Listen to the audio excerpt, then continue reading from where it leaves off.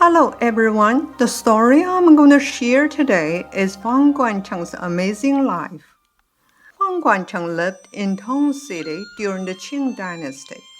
When he was a teenager, his parents were involved in some crimes that they were exiled to a remote area. Every year, he walked a long distance to see his parents. It would soon be the new year, and Fang decided to visit his relative in Zhejiang. When he arrived, he saw the guard at the gate of his relative's home wearing expensive fur coats and behaving arrogantly. He was immediately aware of how ragged and poor he looked. If he tried to enter, he was sure he would be thrown out. So he rented a small room in a back alley nearby. Since he spent almost all the money he had on the room, he looked forward to seeing his relative because Fang thought he would help him. Every day he asked the neighbors about his relative. A butcher lived in a house across the alley. The butcher noticed that Fang looked poor but well-educated. He asked Fang who he was and why he was there. Fang began explaining, but before he could finish, the butcher said, "I've lived here for 20 years, and I've never seen your relatives help anyone. It's useless to ask them." Fang felt very disappointed. He blamed himself and thought, "I was too hasty to visit my relatives thousands of miles away. Now I have no money. What should I do?" The butcher said, "You look like a scholar, so you must know how to write. How is your arithmetic?" Fang replied, "Yes, I have some ability." The butcher said, "You may live in my home. It's almost New Year. I need someone to help me do my accounting." The butcher and his wife treated Fang very well. Fang helped them with their accounting, and it was much easier for the butcher to collect the money people owed him. In fact, with Fang's help, he made more money than he made in previous years. On Chinese New Year Eve, the butcher invited Fang to dinner. Fang left the butcher's home the next day. Before he left, the butcher gave him some silver and a cotton robe as a gift. Not long after, Fang arrived in Hangzhou. Touring the West Lake, he saw a fortune teller surrounded by dozens of people. The moment Fang joined the crowd, the fortune teller stood up and bowed to Fang, saying, "My lifesaver is here." Fang thought the fortune teller was teasing him and said, "I didn't come to have my fate predicted. Why are you making fun of me?" The fortune teller looked at him very seriously and said, "Let's talk privately." He led Fang to a small temple. The fortune teller said, "I've been a fortune teller for decades, and I've never been wrong in telling people's fate. You will be an officer. Soon after, you'll be promoted to a governor. It's pity that you will have a sad ending. The sign of good fortune is on your face. You should go to the capital where opportunities are waiting for you." Fang said, "I'm the son of the criminal. Even if I have this good fortune, I have no money. How can I go to the capital?" The fortune teller immediately took out 20 taels of silver and gave it to him.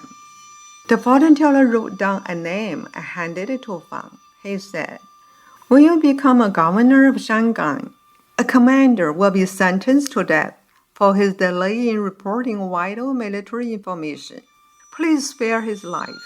That will repay the money I gave to you." When Fang asked the fortune teller what his name was, the fortune teller didn't say anything and left. Fang began walking to the capital. Unfortunately, he was robbed on his way to see an old friend. When he arrived in Baihe, it suddenly began snowing heavily, and the wind blew hard. Fang was both hungry and cold. He fainted and collapsed outside the temple.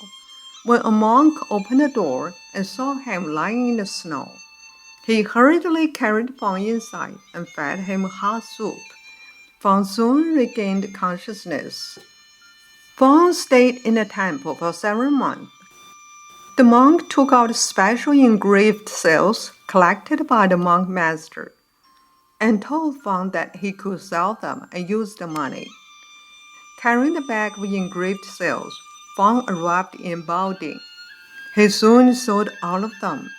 He made his living by writing Chinese calligraphies in front of Donghua Gate in Beijing. One day, Emperor Yongzheng passed by. When he noticed the calligraphy, he asked who wrote so beautifully.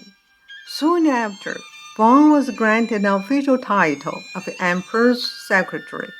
His job was to help the emperor write documents. In less than 10 years, just as the fortune teller predicted, Fang was promoted to governor, and he was also put in charge of military affairs. After Fang's status improved, he sent the butcher 3,000 taels of silver. He asked the butcher to give up his career and help him start his own business. Fang also introduced a kind young man to the butcher and suggested him as a son-in-law. He assigned people to bring silver to thank the monk who saved his life and to rebuild the temple where he stayed during his difficult time. Later, as the governor of Shanghai, Fang also handled military affairs. One day, Fang checked the file and noticed that the commander who delayed the time for delivering vital military information had been sentenced to death. He suddenly remembered what the fortune teller told him and tried to find a way to save the commander. He later learned that the man was fortune teller's son. Fang was surprised that the fortune teller was so accurate in predicting his fate. He remembered that the fortune teller also told him that he would come to a bad ending. He went to the fortune teller and asked him how to avoid it. The fortune teller said, "Everything has been arranged, so it's hard to change. If you do a great thing to save thousands of people, it might move heaven to spare you." Fang started to read all his files. He found that every year hundreds of people died of hunger. He decided to set up a special department to help with this. The next day, before he did anything, the fortune teller came and congratulated him. He said, "Your face looks bright and shining. You must be planning to do a good thing for people. Now, not only you have a good ending in your lifetime, but also your children will be blessed. I wonder what you did to cause your fate to change." Fang told him his plan. As a result, Fang's special department saved hundreds of people every year. A few years later, there was unrest and military rioted. One general would be killed, and as a governor, Fang would be executed. But the emperor personally sent an order to pardon him. Fang's entire life was filled with miraculous stories. Just when he most needed help, he met someone who helped him. He later used his position to do great deeds for people. This in turn helped him escape disaster. Thank you very much for listening to the story. More touching stories will be ready for you if you just subscribe it. Thank you again.